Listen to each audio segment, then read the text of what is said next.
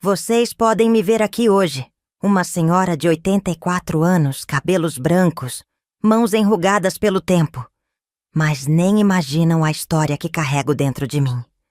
Tem coisas que guardamos por tanto tempo que elas se tornam parte da gente, como essas marcas que a vida vai deixando em nossa pele. Antes de começar, já comente de onde você está vendo esse relato.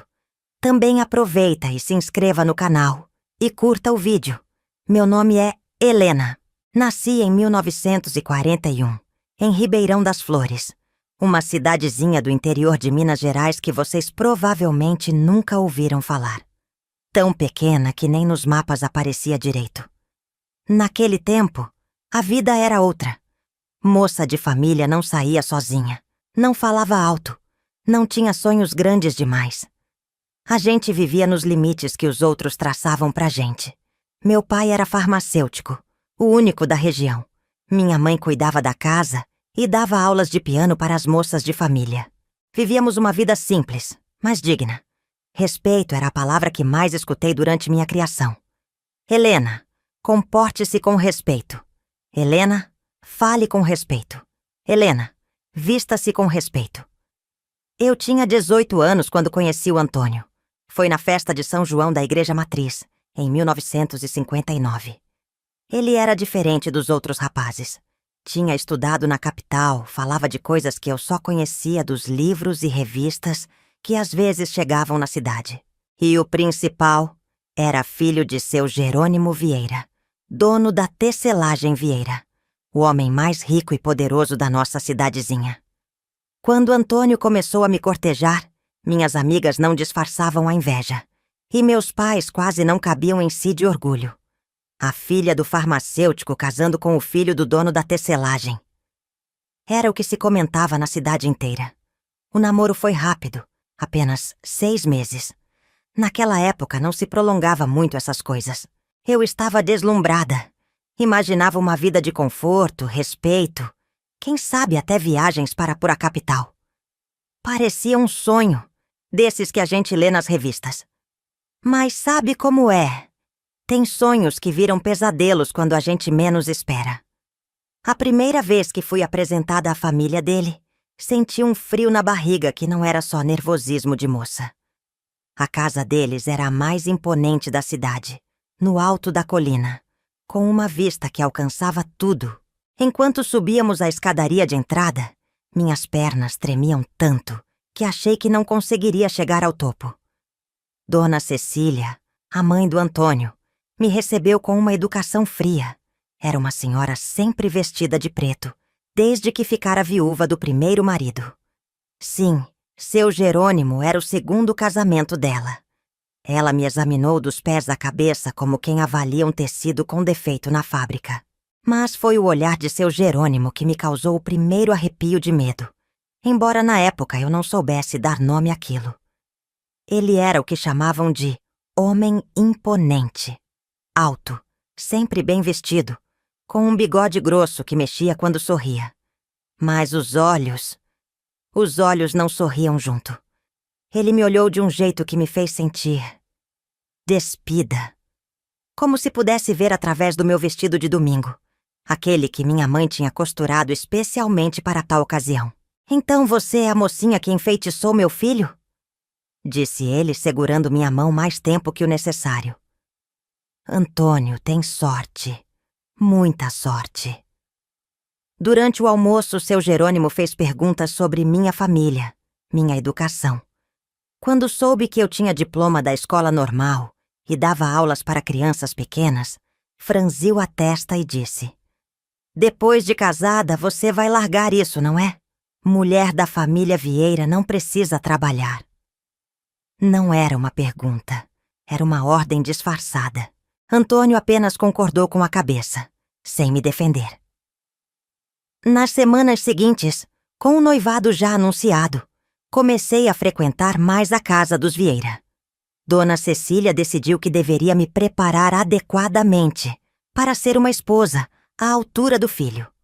Assim, eu ia quase todos os dias à mansão para aprender a administrar uma casa grande, a receber visitas importantes, a me vestir e me portar como uma verdadeira senhora. Foi durante essas visitas que seu Jerônimo começou a encontrar maneiras de ficar a sós comigo. No início eram apenas comentários, aparentemente inocentes, sobre como eu era bonita, como Antônio tinha sorte. Depois vieram os elogios mais ousados, sobre meu corpo, sobre como meu vestido me caía bem. Eu tentava evitar ficar sozinha com ele, mas numa casa tão grande com tantos cômodos, era difícil. E seu Jerônimo era esperto. Sempre encontrava um pretexto. Helena, venha ver os tecidos que chegaram de São Paulo para escolher o do seu vestido de noiva. Ou, Helena, quero mostrar as joias da família que serão suas um dia. Os toques começaram sutis. Uma mão no ombro que deslizava um pouco mais, dedos que roçavam meu braço ao me mostrar algo. Um abraço de despedida que durava mais que o normal. Eu me sentia desconfortável, confusa. Será que estava imaginando coisas? Será que era apenas o jeito dele? Afinal, ele era um homem importante, respeitado por todos. Quem acreditaria em mim se eu dissesse algo? As coisas pioraram quando Antônio precisou viajar para São Paulo para resolver negócios da fábrica. Ficaria fora por 2 semanas. Na véspera de sua partida, seu Jerônimo fez questão de dizer, na frente de todos: "Não se preocupe, meu filho. Cuidarei bem da sua noivinha enquanto estiver fora." No 3º dia após a partida de Antônio, seu Jerônimo apareceu em minha casa. Era uma tarde quente de fevereiro de 1960. Minha mãe estava dando aulas de piano e meu pai na farmácia. Ele entrou sorridente, trazendo um pacote. "Trouxe um presente para você, Helena. Um tecido especial que chegou da capital. Pensei que poderíamos ir até a fábrica para você ver como ficaria para um vestido." Meu coração disparou. Não queria ir, mas como dizer não ao futuro sogro, ao homem mais poderoso da cidade? Minha mãe, ao retornar e encontrá-lo na sala, ficou tão honrada com a visita que praticamente me empurrou porta afora com ele. "Que gentileza, seu Jerônimo. Helena, vá se arrumar rápido. Não deixe seu futuro sogro esperando." O caminho até a fábrica foi o mais longo da minha vida. No carro, ele falava sobre os negócios, sobre como a família Vieira tinha influência até na capital do estado, sobre como eu tinha sorte em entrar para uma família tão importante. Quando chegamos, notei que a fábrica estava praticamente vazia. Era domingo. Apenas alguns seguranças por perto. Ele me levou até o depósito de tecidos finos, nos fundos do prédio principal. "Aqui ficam as peças especiais, importadas, que não deixamos à vista de qualquer um." Trancou a porta atrás de nós.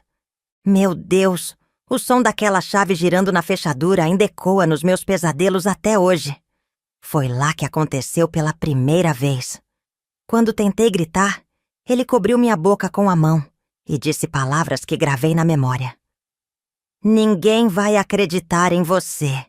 Sou Jerônimo Vieira.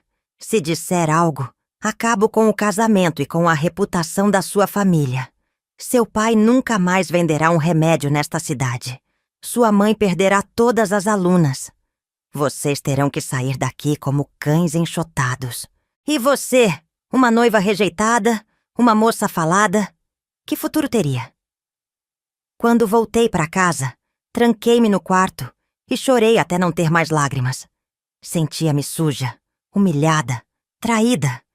Pensei em contar para minha mãe, mas as palavras dele martelavam na minha cabeça. Ele tinha razão.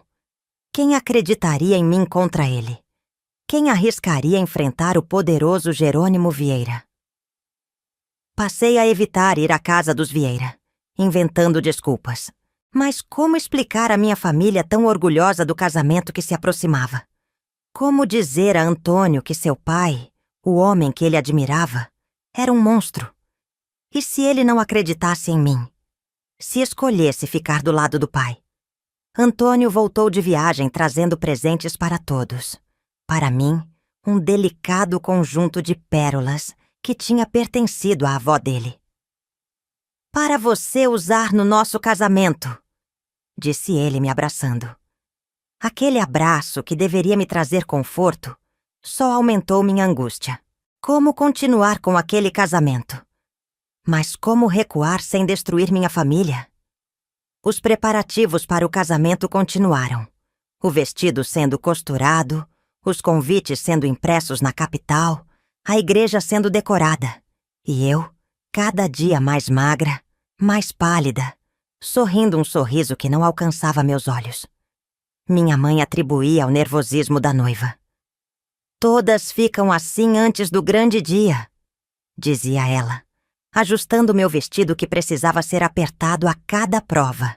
E seu Jerônimo continuava a encontrar momentos para me ameaçar, para me tocar, para me lembrar de que eu estava em suas mãos. Depois que você se casar com meu filho, veremos nos encontrar com mais privacidade, sussurrava ele quando ninguém podia ouvir. Afinal, seremos uma família, não é mesmo? O casamento aconteceu em junho de 1960, na Igreja Matriz. Toda a cidade compareceu. Eu caminhei até o altar como quem caminha para a forca, escondendo meu desespero atrás do véu de noiva. Durante a cerimônia, olhei para seu Jerônimo na primeira fila, sorrindo como o pai orgulhoso que todos pensavam que ele era, e senti náuseas.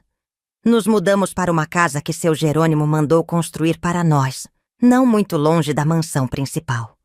Para manter a família unida, ele disse. Antônio começou a trabalhar mais tempo na fábrica, assumindo mais responsabilidades. E eu presa naquela casa bonita que para mim era uma prisão, esperando a cada dia o momento em que a porta se abriria e seu Jerônimo entraria, usando a chave que ele guardava para emergências. Vocês podem imaginar como eram meus dias? O terror constante, o nó no estômago, o sobressalto a cada ruído na porta. Eu vivia em um pesadelo acordada, sem saber como escapar, sem ter com quem contar. Naquela época, essas coisas não se falavam, não se denunciavam. Uma mulher que acusasse um homem poderoso seria destruída, junto com toda a sua família. Mas eu sabia no fundo da minha alma que aquilo não podia continuar, que de alguma forma, em algum momento, eu precisaria encontrar coragem para romper aquele ciclo de abuso e silêncio. Eu só não sabia como, nem quando essa oportunidade chegaria. Em 1961, descobri que estava grávida. Por um breve momento, pensei que aquilo mudaria tudo. Quando contei ao Antônio, ele me abraçou com lágrimas nos olhos, tão feliz que mal conseguia falar. Vamos ser uma família de verdade, ele disse com as mãos em minha barriga ainda plana. Eu sorri, um sorriso verdadeiro pela primeira vez em muito tempo. Pensei na minha ingenuidade, que agora seu Jerônimo me deixaria em paz, que ele respeitaria a mãe de seu futuro neto, que minhas orações finalmente tinham sido ouvidas. Mas as coisas não são assim tão simples na vida real, não é mesmo? Ele apenas se tornou mais cuidadoso, escolhendo melhor os momentos, mas as visitas não pararam. Minha barriga crescia junto com meu desespero. Tinha pesadelos quase todas as noites. Às vezes pensava em fugir, sumir na capital, começar de novo. Mas como? Sem dinheiro, sem apoio, sem ninguém para me ajudar? Uma mulher grávida, sozinha no mundo? E meus pais? O que seria deles quando seu Jerônimo descarregasse sua raiva sobre eles? Foi durante o 7º mês de gravidez que tudo mudou. Era março de 1962. Fazia um calor sufocante naquele dia. O tipo de calor que gruda a roupa no corpo, que deixa tudo mais difícil, principalmente para uma mulher carregando uma barriga enorme como eu estava. Antônio tinha viajado para acertar a compra de novos teares para a fábrica. A empregada tinha saído para fazer compras no mercado. Eu estava sozinha em casa, tentando descansar um pouco no quarto, quando ouvi a porta da frente se abrir. Reconheci imediatamente os passos pesados subindo a escada. Tentei me levantar, queria trancar a porta do quarto, mas meu corpo pesado me tornava lenta demais. Antes que pudesse alcançar a fechadura, seu Jerônimo entrou, com aquele mesmo sorriso que me gelava o sangue. "Vim ver como está meu netinho", disse ele, aproximando-se da cama onde eu estava sentada. Tentei me afastar, proteger minha barriga com as mãos, como se pudesse esconder o bebê dele. "Por favor, hoje não", supliquei. "Estou cansada. O bebê está agitado." Ele ignorou minhas palavras como sempre fazia. Sentou-se na beirada da cama e colocou a mão sobre minha barriga. "Vai ser um menino, tenho certeza. Um herdeiro forte para os Vieira. Você está fazendo bem seu papel, Helena." Quando suas mãos começaram a deslizar para além da barriga, algo se quebrou dentro de mim. Foi como se uma represa estourasse, como se toda a raiva, o medo e a humilhação que eu havia engolido por tantos meses de repente transbordassem. "Não!" gritei, afastando suas mãos com uma força que nem sabia que tinha. "Chega!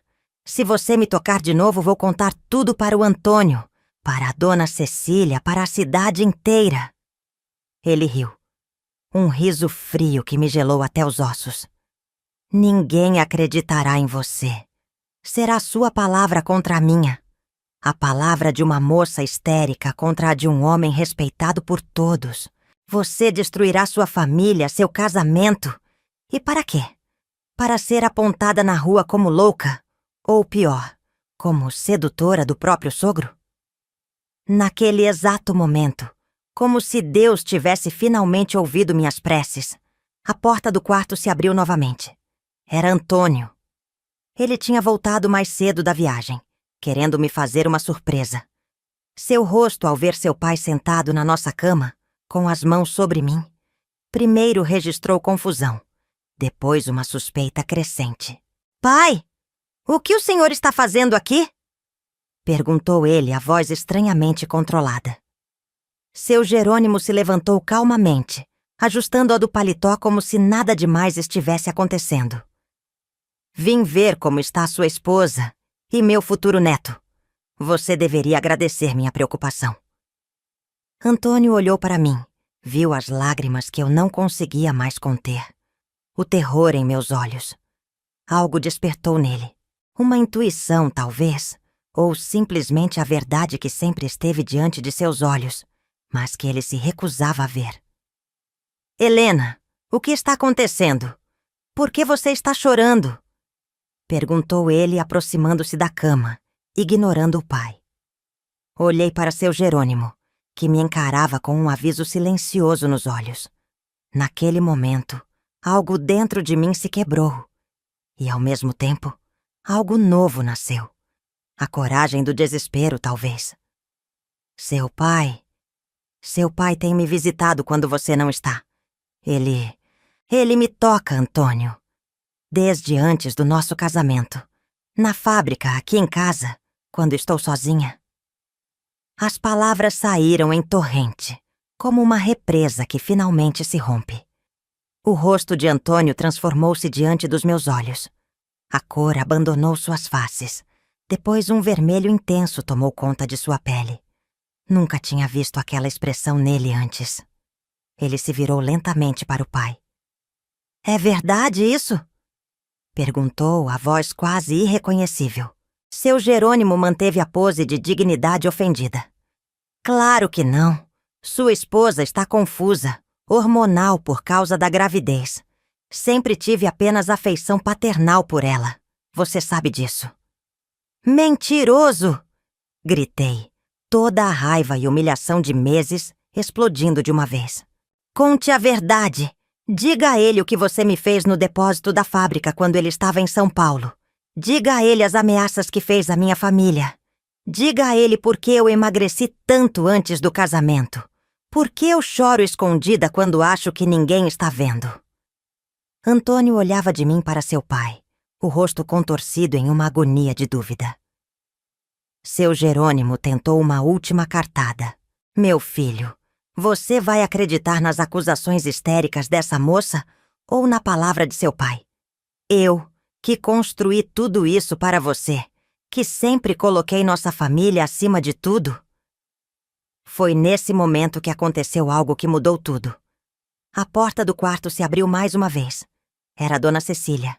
Ela estava pálida, as mãos trêmulas segurando o batente da porta. Eu ouvi tudo, disse ela, a voz quase um sussurro. Jerônimo, como você pôde? De novo, não. De novo? Repetiu Antônio, voltando-se para a mãe. Dona Cecília entrou no quarto, parecendo subitamente muito velha e cansada. Seu pai fez o mesmo com a governanta 2 anos atrás, e antes disso com a sobrinha do contador. Eu fechei os olhos, fingi não ver. Preservei o nome da família. Mas não posso mais. Não com a esposa do meu filho, não com a mãe do meu neto. O que aconteceu a seguir foi como um terremoto que destruiu tudo o que conhecíamos, mas que também abriu espaço para algo novo nascer das ruínas. Antônio avançou para o pai com uma fúria que eu jamais imaginaria naquele homem sempre tão controlado. Seu Jerônimo, surpreso com a reação do filho sempre obediente, não teve tempo de se defender. Os dois rolaram pelo chão do quarto, enquanto Dona Cecília gritava para que parassem. Eu, paralisada na cama, temia pelo bebê, temia por Antônio, temia pelo que viria depois daquele momento de verdade explodida. A luta foi brutal. Móveis foram derrubados, vidros quebrados. Antônio gritava palavras que eu nunca o ouvira pronunciar antes. Acusações, maldições contra o próprio pai.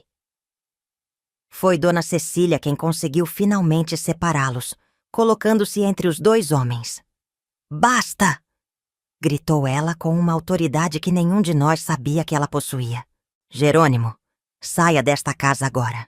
Você não é mais bem-vindo aqui, nem em nenhum lugar onde eu ou meu filho estivermos. Seu Jerônimo, com o lábio sangrando e o paletó rasgado, olhou para todos nós com ódio. Vocês vão se arrepender disso. Sem mim, sem meu dinheiro, sem meu nome. O que são vocês? Nada. Antônio, ainda ofegante, ergueu-se do chão. Saia da minha casa, da minha vida. Se eu o vir perto da minha esposa novamente, não responderei por mim. Quando seu Jerônimo finalmente saiu, batendo a porta com força, o silêncio que ficou parecia pesado demais para suportar. Antônio veio até a cama, ajoelhou-se ao meu lado, pegou minhas mãos entre as suas. Por que você não me contou antes? Todo esse tempo, você sofrendo sozinha. As lágrimas dele caíam sobre nossas mãos unidas. Eu tinha medo, respondi, finalmente liberada para falar a verdade. Medo que você não acreditasse em mim. Medo do que ele poderia fazer com minha família. Medo de perder tudo. Perdoe-me, sussurrou ele, a cabeça baixa. Eu deveria ter percebido. Deveria ter te protegido. Dona Cecília se aproximou também. Sentou-se do outro lado da cama. O rosto dela, sempre tão controlado, agora mostrava toda a dor e vergonha que carregava. A culpa é minha também, disse ela. Eu sabia o tipo de homem que ele era. Mas escolhi o silêncio para preservar as aparências, o nome da família.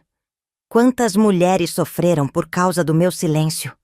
Quantas vidas ele destruiu enquanto eu olhava para o outro lado? Aquela tarde de março marcou o início de algo novo.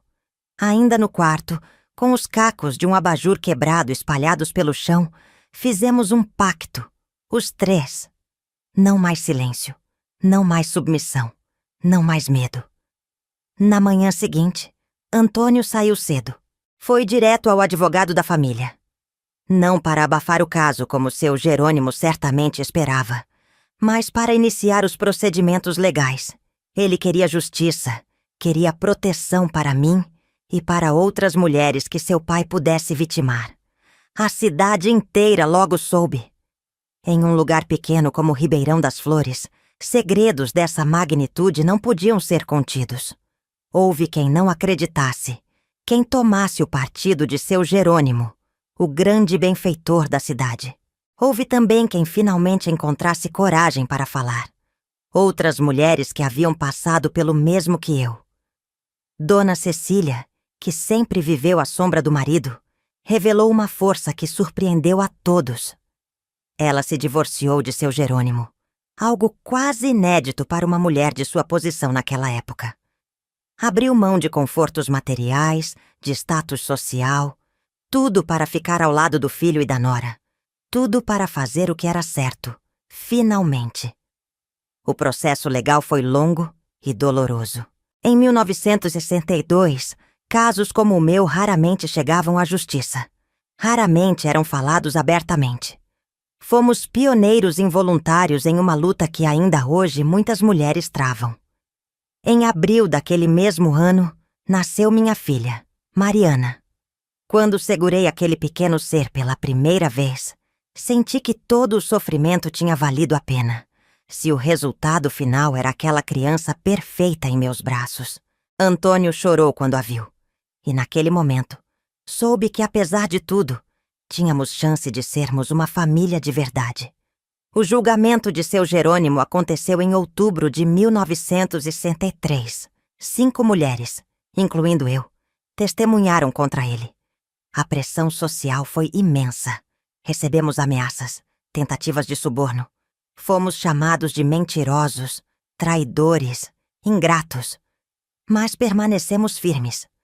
Por ironia do destino, foi Dona Cecília quem forneceu as provas mais contundentes contra o ex-marido. Diários que mantinha há anos, registrando datas, nomes, incidentes que ela testemunhou ou soube, mas sobre os quais se manteve em silêncio por muito tempo. Meu silêncio me tornou cúmplice, disse ela diante do juiz.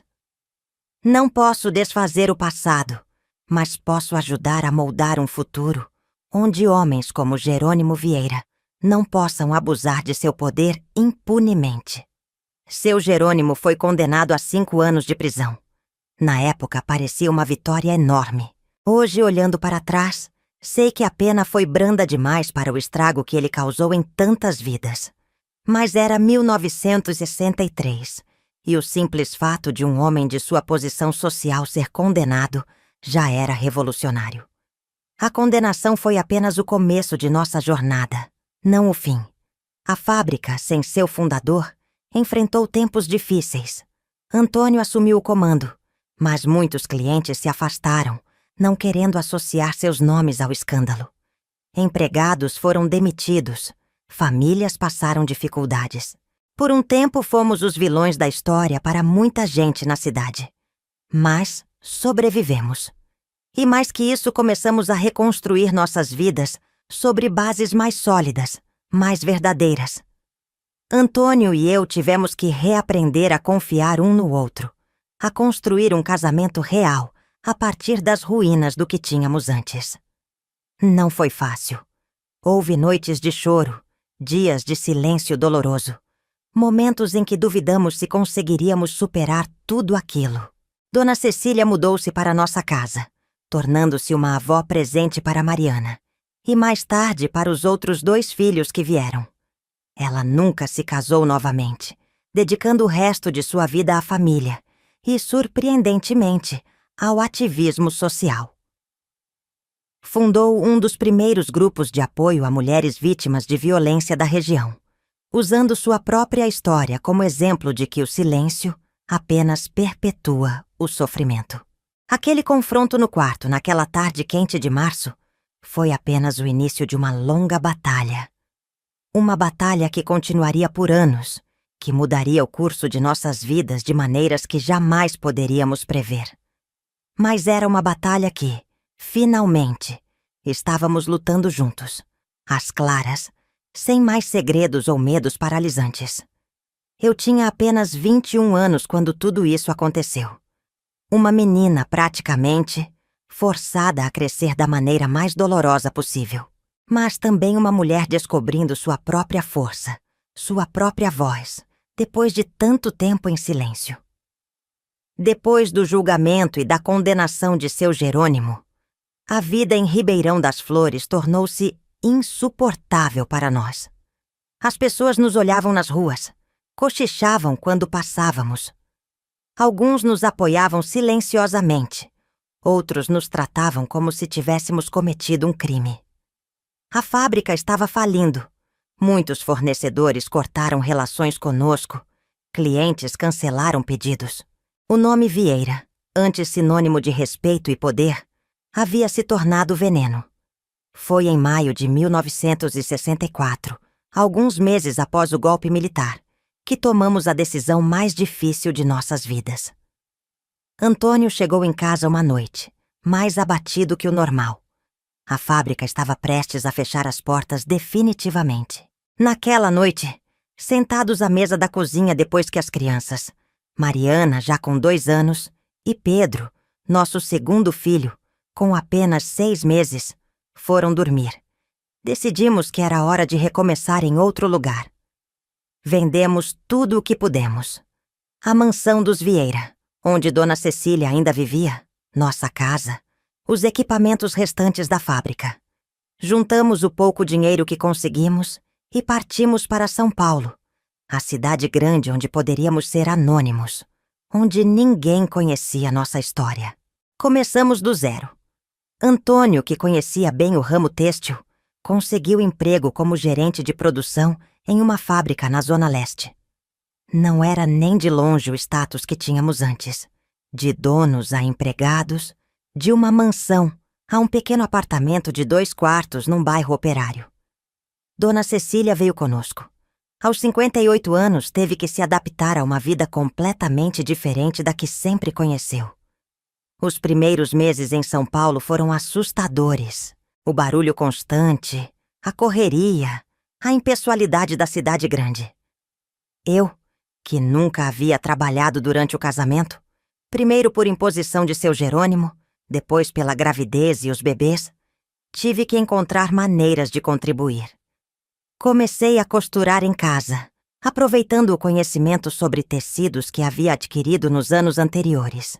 Em 1966, quando Pedro já estava com 2 anos e Ricardo, nosso caçula, acabara de nascer, transformei a sala do nosso apartamento em um ateliê improvisado.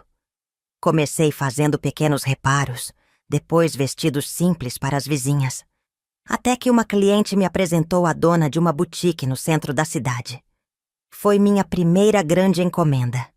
10 vestidos para serem vendidos na loja dela. Antônio me ajudou a comprar uma máquina de costura industrial usada. Trabalhávamos juntos nas horas vagas. Ele cortando tecidos, eu costurando, Dona Cecília cuidando das crianças e ajudando com os acabamentos. Era uma vida dura, de muito trabalho e pouco descanso. Mas havia uma satisfação profunda em construir algo novo, algo nosso, tijolo por tijolo. O tempo todo vivíamos com medo de que nosso passado nos alcançasse. Usávamos apenas o sobrenome de solteira de Antônio, Silva, deixando o Vieira para trás. Quando conhecíamos pessoas novas, criávamos histórias vagas sobre nossa vida anterior. Somos do interior de Minas, dizíamos, sem especificar mais. Viemos buscar oportunidades na capital. Em 1968, recebi um telefonema que gelou meu sangue. Era uma antiga vizinha de Ribeirão das Flores. Helena, achei que você deveria saber. Seu Jerônimo foi solto. A pena foi reduzida por bom comportamento. Naquela noite não consegui dormir.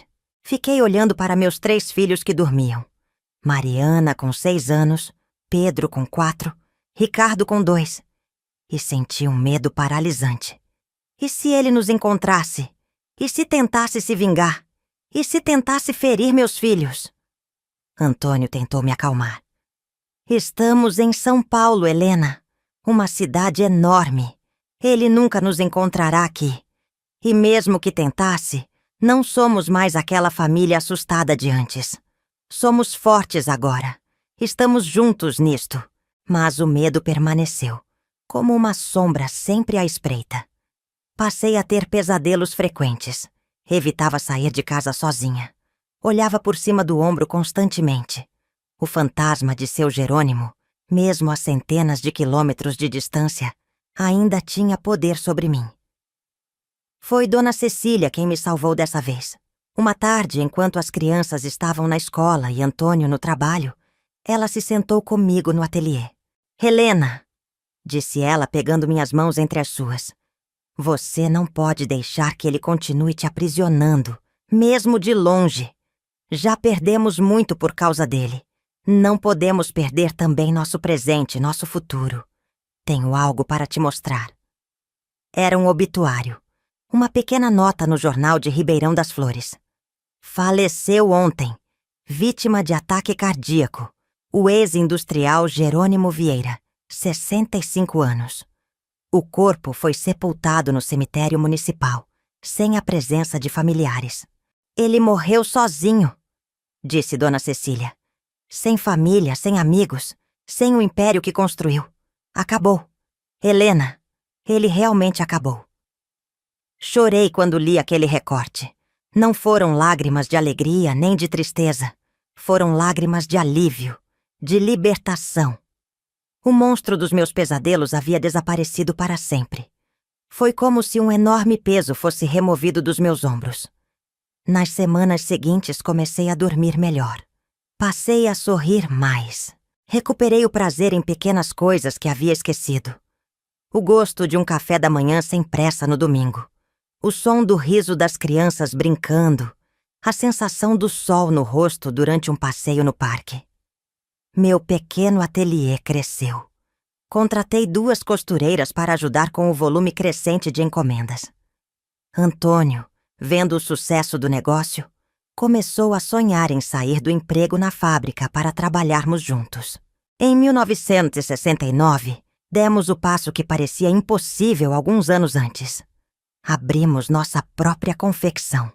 Era um galpão pequeno no Brás, bem diferente da imponente tecelagem Vieira. Começamos com 3 máquinas industriais e muitos sonhos. Antônio cuidava da parte administrativa e de vendas, eu do design e da produção. Dona Cecília, mesmo já com mais de 60 anos, ajudava na supervisão das costureiras e no controle de qualidade. Os anos de 1970 começaram com uma onda de otimismo para nós. O ateliê prosperava. As crianças cresciam saudáveis. Tínhamos conseguido comprar um apartamento maior, mais próximo do centro. Os terrores do passado foram lentamente perdendo força, transformando-se em cicatrizes, marcas permanentes, sim, mas que já não causavam dor aguda a cada movimento. O Brasil vivia a era do chamado milagre econômico. A moda nacional ganhava força, incentivada por campanhas como a Moda Brasileira, do governo militar. Aproveitamos o momento, expandimos a confecção, passamos a produzir não apenas para boutiques, mas para lojas de departamento. Contratamos mais funcionários, compramos equipamentos melhores. Foi em 1972 que recebi o convite que mudaria novamente o rumo da nossa história. Uma revista feminina bastante conhecida em São Paulo queria fazer uma matéria sobre mulheres empreendedoras. Uma das jornalistas havia comprado um vestido da nossa confecção e ficado impressionada com a qualidade. Queriam me entrevistar, contar minha trajetória. Entrei em pânico. Como contar minha história sem revelar o passado que tanto tentamos deixar para trás? Antônio e eu discutimos a noite toda. Parte de mim queria recusar, continuar no anonimato seguro que construímos. Outra parte, uma parte que crescia cada vez mais forte, queria falar, queria ser ouvida. A decisão final veio de uma fonte inesperada. Mariana, então com 10 anos, ouviu nossa conversa. Ela sabia apenas fragmentos da nossa história anterior, coisas que captou em conversas de adultos ao longo dos anos. "Mãe", disse ela entrando na cozinha onde conversávamos em voz baixa, "por que vocês estão sempre escondendo de onde viemos? Fizemos algo errado?" Aquela pergunta inocente caiu como uma bomba no meu coração. O que estávamos ensinando aos nossos filhos? que deveriam se envergonhar de um passado pelo qual não tinham responsabilidade. Que segredos e mentiras eram a melhor maneira de lidar com a dor. Na manhã seguinte, liguei para a jornalista e aceitei a entrevista, com uma condição. Contaria toda a história, não apenas a parte bonita e inspiradora do sucesso da confecção. Se iam contar minha trajetória, que fosse a verdadeira. A reportagem saiu em setembro de 1972. 5 páginas na revista, com o título Das Sombras à Luz, a extraordinária história de Helena Silva. A jornalista foi sensível, respeitosa. Não explorou o sensacionalismo que a história poderia render, mas focou na superação, na reconstrução, na capacidade humana de ressurgir das cinzas. O impacto foi maior do que poderíamos imaginar. Nos dias após a publicação, recebemos dezenas de cartas na confecção. Mulheres de todo o Brasil escreviam contando suas próprias histórias de abuso, de silêncio forçado, de medo. Agradeciam por terem visto que era possível sobreviver, recomeçar, encontrar força onde parecia não haver nenhuma. Dona Cecília, inspirada por aquelas cartas, sugeriu algo que mudaria o curso final da nossa jornada. Criar um espaço seguro para mulheres compartilharem suas histórias, encontrarem apoio mútuo, romperem o círculo de silêncio que permitia que os abusos continuassem acontecendo geração após geração. Não podemos mudar o passado, disse ela, mas podemos usar nossa experiência para mudar o futuro de outras mulheres. Foi assim que, em janeiro de 1973, nasceu o Centro Helena de Apoio à Mulher, funcionando inicialmente em uma pequena sala nos fundos da nossa confecção. Uma vez por semana, às quartas-feiras à noite, mulheres se reuniam ali. No início eram apenas 5 ou 6, logo eram dezenas. Compartilhavam histórias, angústias, medos, mas também esperanças, planos, pequenas e grandes vitórias. Mesmo durante os anos mais duros da ditadura, quando reuniões de qualquer tipo eram vistas com desconfiança, continuamos. Disfarçávamos os encontros como aulas de costura ou cursos de artesanato. De certa forma, era verdade. Estávamos ensinando umas às outras a recosturar vidas rasgadas pela violência, a tecer novos futuros a partir dos retalhos do que sobrou. Os anos seguintes foram de crescimento em todos os sentidos. A confecção prosperou, chegando a ter mais de 50 funcionários em 1975. O centro de apoio expandiu para um imóvel próprio em 1974, oferecendo não apenas suporte emocional, mas também assistência jurídica, cursos profissionalizantes, creche para os filhos das mulheres que precisavam trabalhar. Mariana, nossa filha mais velha, cresceu observando tudo isso.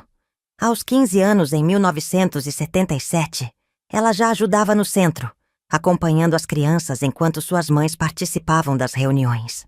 Antônio, que no início tinha reservas sobre nossa exposição pública, tornou-se um defensor ferrenho da causa.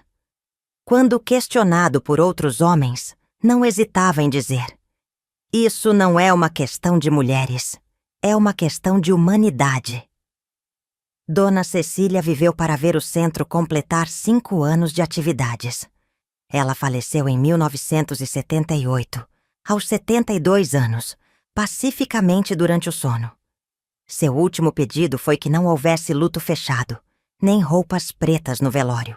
"Celebrem a vida que tive", disse ela nos últimos dias. "Celebrem especialmente a segunda parte dela, aquela que realmente escolhi viver."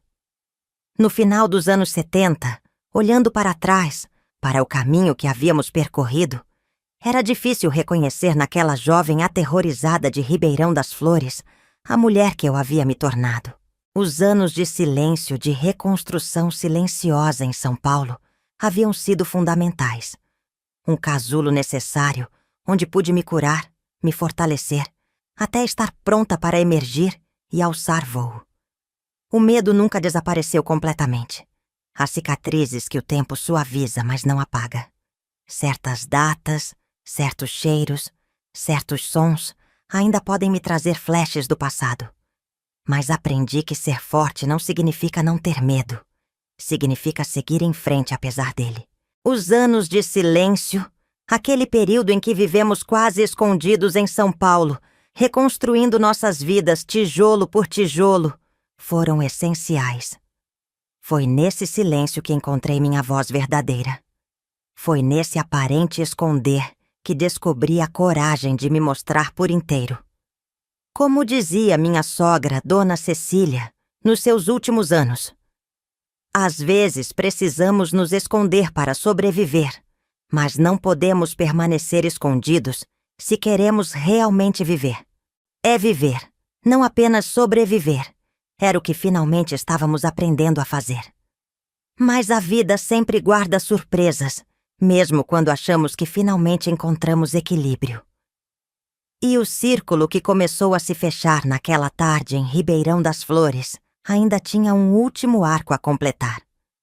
Foi em 1985, quando eu já estava com 44 anos, que recebi uma carta que fez meu coração parar por um instante. O envelope tinha um carimbo de Ribeirão das Flores, um nome que há muito não via escrito, mas que nunca deixou de ecoar nas profundezas da minha memória. A carta era de Maria Soares, a antiga esposa do contador da tecelagem Vieira. Abri com mãos trêmulas, temendo o que poderia encontrar ali. Mas não eram más notícias.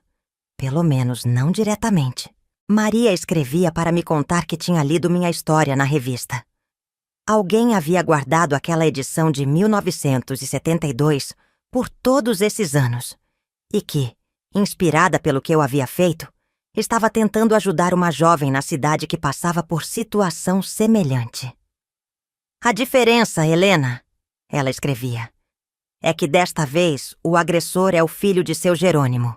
Carlos Vieira voltou para Ribeirão das Flores há alguns anos, reabriu parte da fábrica em menor escala e tem repetido os mesmos comportamentos do pai.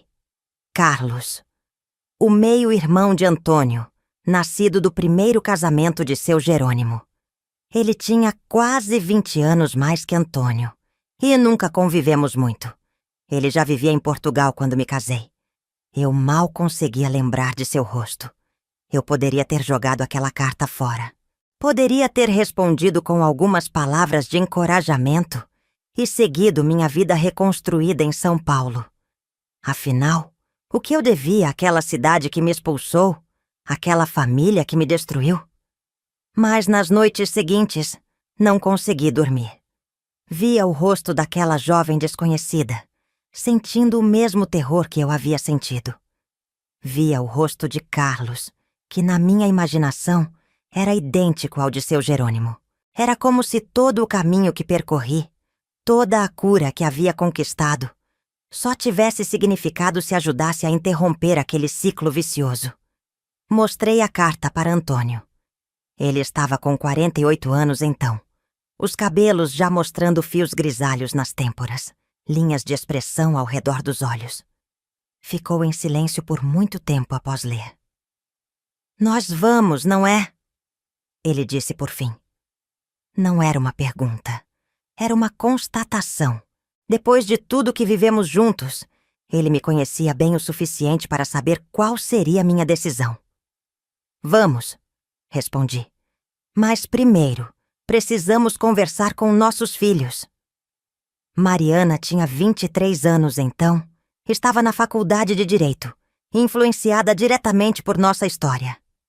Pedro, com 21, trabalhava conosco na confecção, já assumindo responsabilidades administrativas. Ricardo, o caçula de 19, cursava jornalismo. Todos eles conheciam fragmentos da nossa história anterior, mas nunca haviam posto os pés em Ribeirão das Flores. Reunimos os três numa noite de domingo, após o jantar.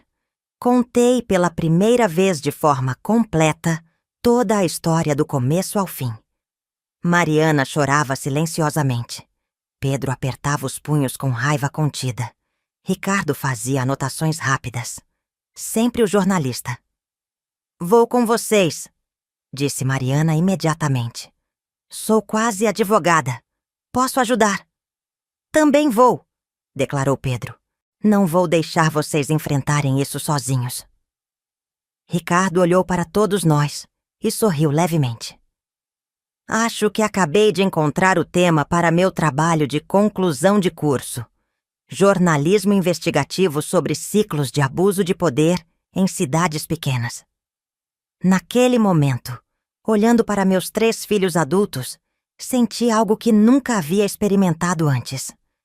Não era mais apenas eu e Antônio contra o mundo, escondendo-nos, protegendo-nos. Era uma família inteira, forte, unida, pronta para enfrentar o passado de cabeça erguida. Nossa volta a Ribeirão das Flores, em agosto de 1985, não passou despercebida. O ônibus nos deixou na praça central e bastou olhar ao redor para perceber como o tempo havia transformado aquele lugar. A cidade havia crescido, lojas novas, ruas asfaltadas onde antes havia apenas terra. Mas alguns olhares curiosos ainda eram os mesmos de 20 anos atrás. É ela! Ouvi uma senhora cochichar para outra enquanto passávamos. A Helena do escândalo dos Vieira. Hospedamo-nos na pequena pousada da dona Jurema, a única da cidade. Ela nos reconheceu imediatamente.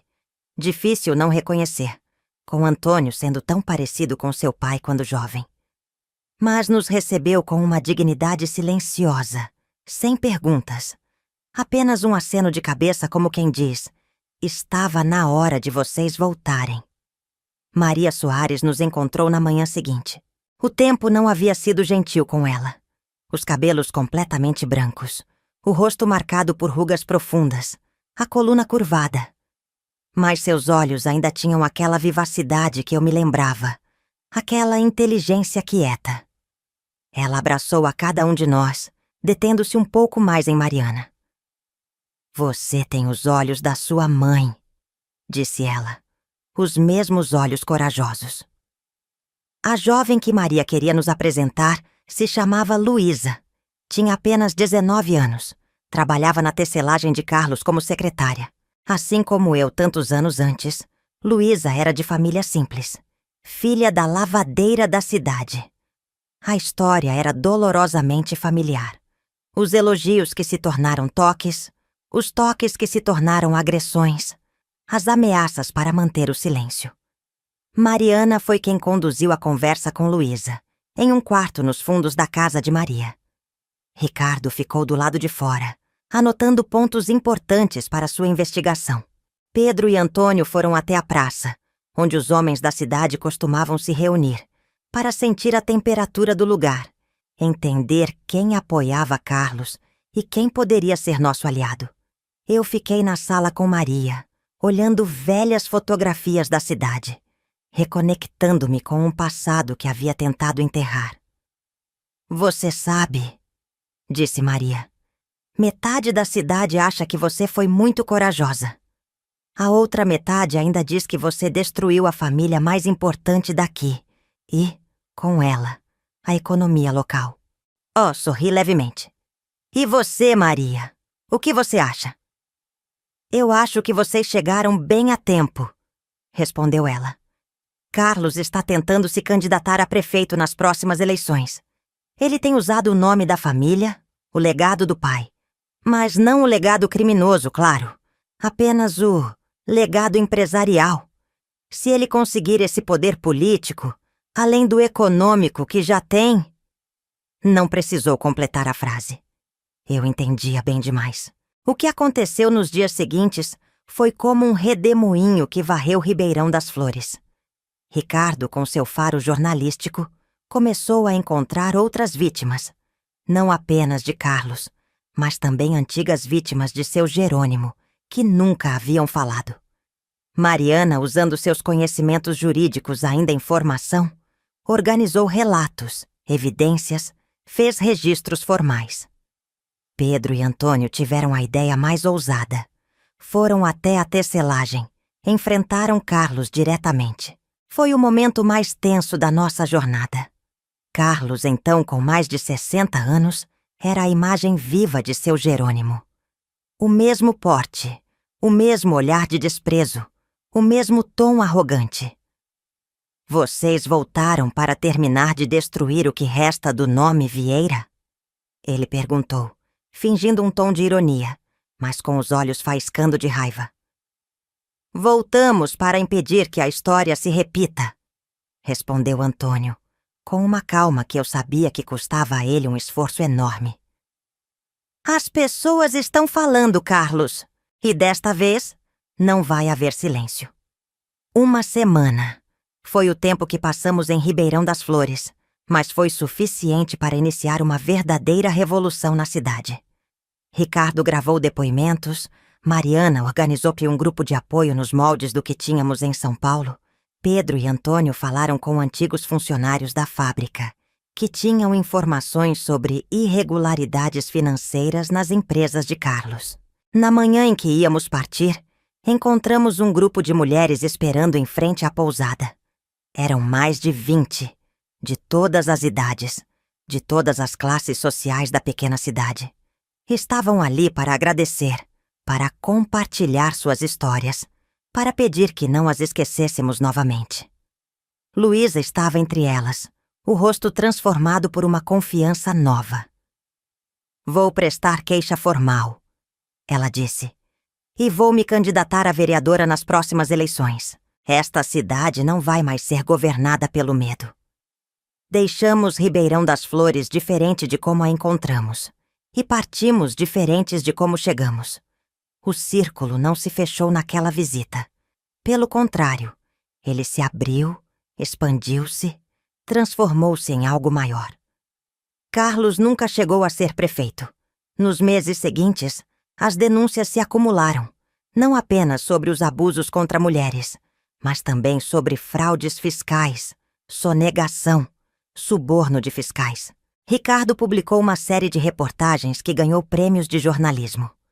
Mariana, após se formar, aceitou representar juridicamente algumas das vítimas, viajando regularmente para Ribeirão das Flores. Em 1988, a antiga tecelagem Vieira, que havia passado de Jerônimo para Carlos, fechou definitivamente as portas. Mas, ao contrário do que aconteceu em nossa época, a cidade não lamentou. Outras pequenas indústrias já estavam surgindo, outros caminhos econômicos sendo traçados. A sombra dos Vieira finalmente se dissipava. Nos anos seguintes, vi meus filhos seguirem seus próprios caminhos, sempre carregando um pouco da nossa história em suas escolhas. Mariana se tornou uma advogada especializada em direitos das mulheres. Pedro expandiu nossa confecção para uma marca que tinha como princípio a responsabilidade social. Ricardo fundou sua própria revista, focada em jornalismo investigativo. Antônio e eu continuamos lado a lado, testemunhando essa transformação com uma mistura de orgulho e espanto. Como poderia tanto bem nascer de tanto sofrimento? Como poderia nossa história pessoal se desdobrar em algo que tocou tantas outras vidas? Em 1995, aos 54 anos, fui convidada para dar uma palestra na Universidade de São Paulo sobre minha experiência com o Centro de Apoio à Mulher. Estava nervosa. Eu, que mal tinha completado o ensino médio, falando para estudantes universitários. Mas quando subi ao palco e vi todos aqueles rostos jovens, ávidos por conhecimento e mudança, as palavras fluíram naturalmente. Há momentos em nossas vidas, comecei, em que o silêncio parece ser o único caminho possível. Momentos em que nos escondemos, em que desaparecemos dentro de nós mesmos para sobreviver. E há outros momentos, momentos cruciais, em que percebemos que nossa voz, justamente por ter estado em silêncio por tanto tempo, carrega uma força especial quando finalmente se liberta. Nos 30 anos que se seguiram, vi o mundo mudar de maneiras que jamais imaginei possíveis quando era aquela jovem aterrorizada em Ribeirão das Flores.